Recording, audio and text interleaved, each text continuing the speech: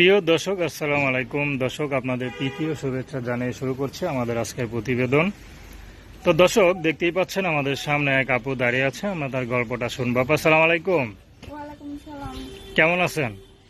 ভালো থাকলে কি আর প্রতিবেদন আসি ভাই? ভালো থাকলে কি আর প্রতিবেদন আসি ভাই?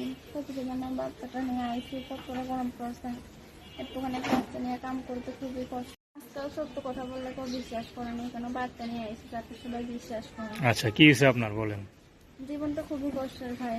ফুপাই ফুপি মিলাম একটা ছেলের কাছে বিয়া দিয়েছিল। ছেলেটা নিশাখোর, তারপর আমাকে তালাক দিয়ে দিচ্ছে বাচ্চা হওয়ার পর। তারপর মনে করো আমি মাংস ভাবে কাম করে মানে সংসারটা কোনো মতো আর কি চালাই।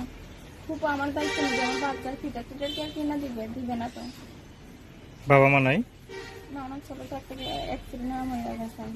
আচ্ছা, তারপর কি ফুপুর কাছে বড় হয়েছেন? হ্যাঁ, অনেক ছোট থেকে পুকুর পেরে যেন মানুষ তো করে। বিয়ে শাদী করছেন তো মনে হয়, না? তো বাচ্চা আসে না নাকি? হ্যাঁ, বিয়া শাদী হয়েছিল, বললাম না পুকুর বিয়া দিছিল। তাই আমি স্বামী ভালোই ছিল। বাচ্চা হওয়ার পর সে আমাকে তালাক দিয়ে দিল, নিচা খাইতো, আমাকে খুব মারধর করতো। ও, তো এখন কি স্বামী ঘরে থাকেন না? না, কোথায় থাকেন? এখন পুকুরের সঙ্গে থাকি। ফুপুর সাথে থাকেন? হুম। ফুপু এখন দেখতে পারে?